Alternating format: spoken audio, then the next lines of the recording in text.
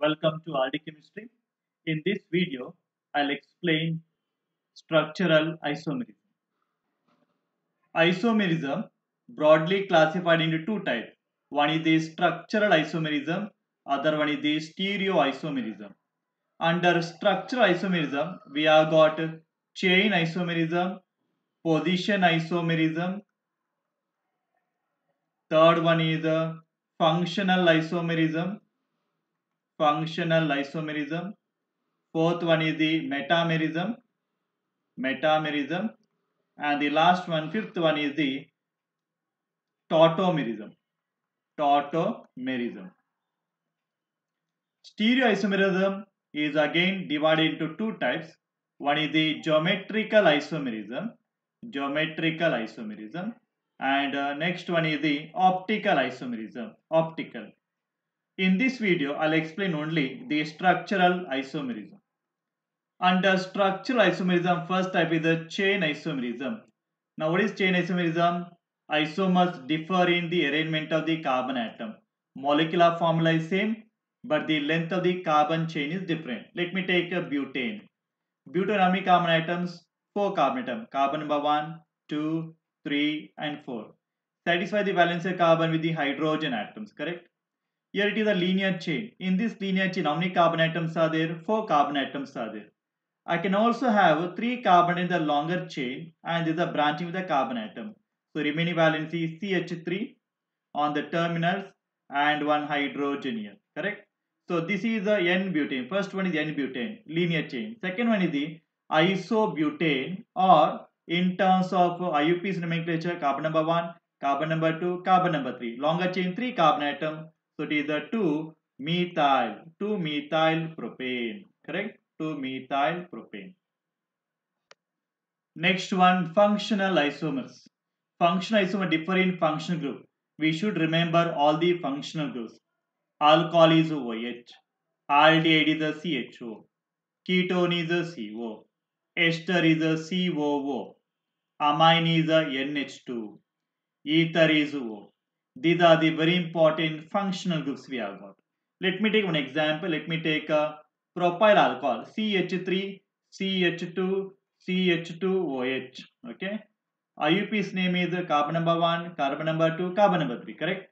So it is a 1-propanol, correct? 1-propanol, 1-propanol. Now what do you do? Change the function group. So it is possible to make now ether. That means I will shift this oxygen to the carbon in between here. So I'll write CH3, then CH2, let me write oxygen, let me write a CH3, correct? So this becomes the ether functional group.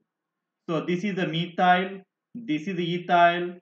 So I'll write ethyl, alphabetic order, ethyl, methyl, ether, ethyl, methyl, ether. This is the common name. IUPAC's name would be, okay? Smallest alkyl group should be with the oxygen. So methoxy first, methoxy. Longer chain comes at the end. How many carbon atom? 2. Ethane, ethane. Clear? Third one is the positional isomerism. Position isomerism, position of the functional group changes. Remember, functional group is same, but position of the functional group changes. Let me take a 1-propanol, CH3, CH2, CH2OH. This is a 1-propanol. Okay, carbon number 1, carbon number 2, carbon number 3. OH is there on the first carbon atom. Now I can change the position of the functional group. I can write a in between.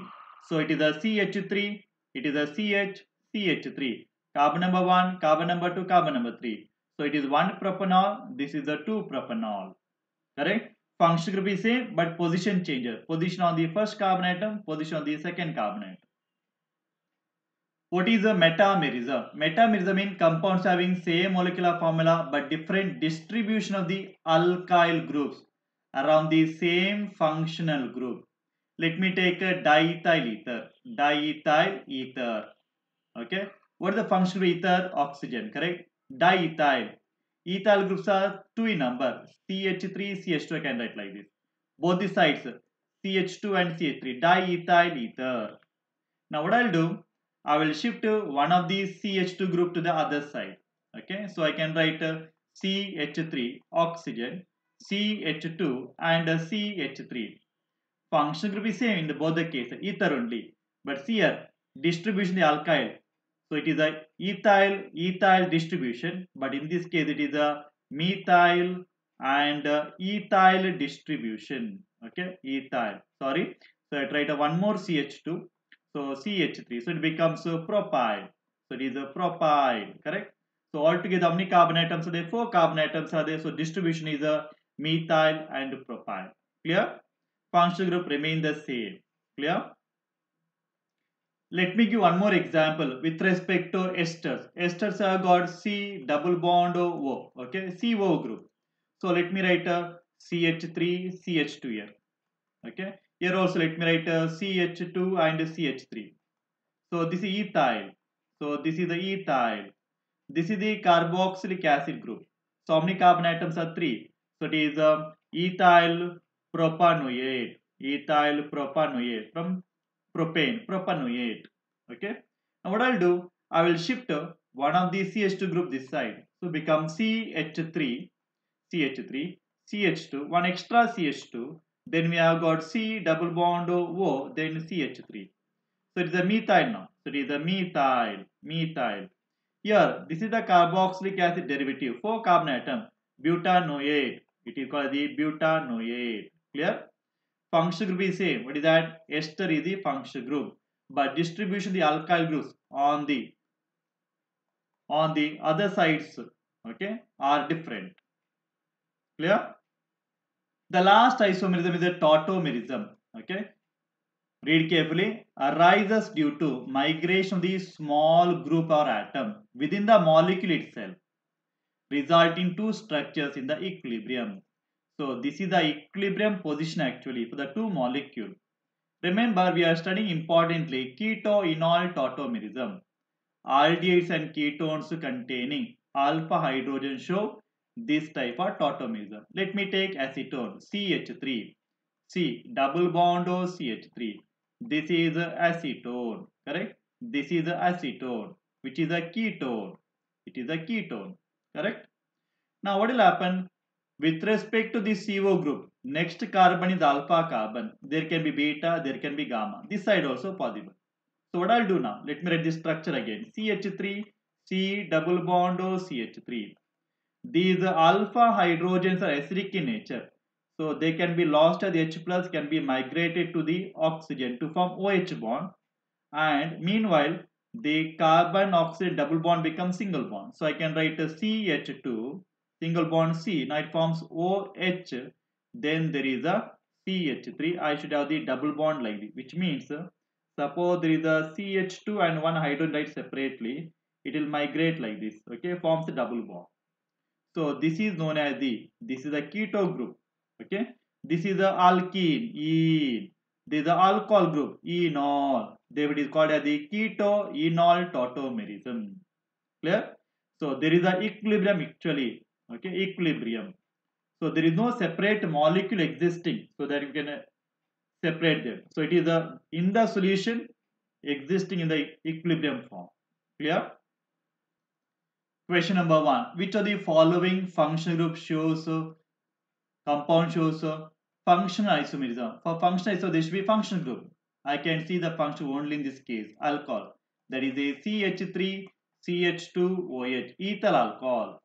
Can have CH3, then oxygen can be between, then CH3.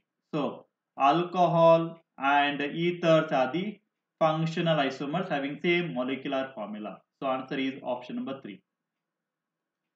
Question number 2. Methoxymethane and ethanol. Methoxy, meth, CH3. Methoxy, oxygen. Methane, one more carbonate in the form of CH3, which is the ether. Correct? Ethanol, you know, CH3, CH2, OH. Ethanol or ethyl alcohol, one in the same. So it is the ethanol or alcohol it is. Correct? So there is a molecular formula being the same, but the structures are different. Correct? So it is a functional isomerism. Clear? Right? Question number 3. Acetone and propanol. Acetone is a ketone. So CH3, double bond O CH3, ketone. Then propanol, al means aldehyde. Al is aldehyde group. Prop, how many carbonate? 3 carbon. 3 carbonate. One is already there, second one and the third one. So in the form of CH3 and CH2. Okay. So molecular formula is same, structures are different.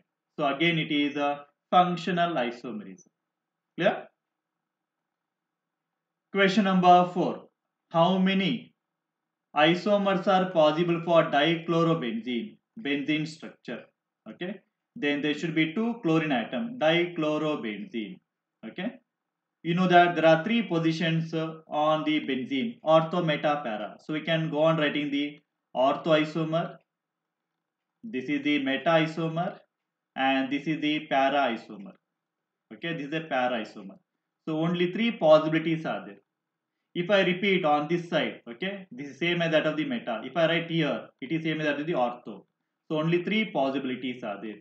So the option number is 1. Okay, 3 isomers are possible. Question number 5. How many isomers of C2H5OH will be primary alcohol? What do you mean primary alcohol? Primary alcohol is one where OH is attached to primary carbon atom. It should be primary carbon.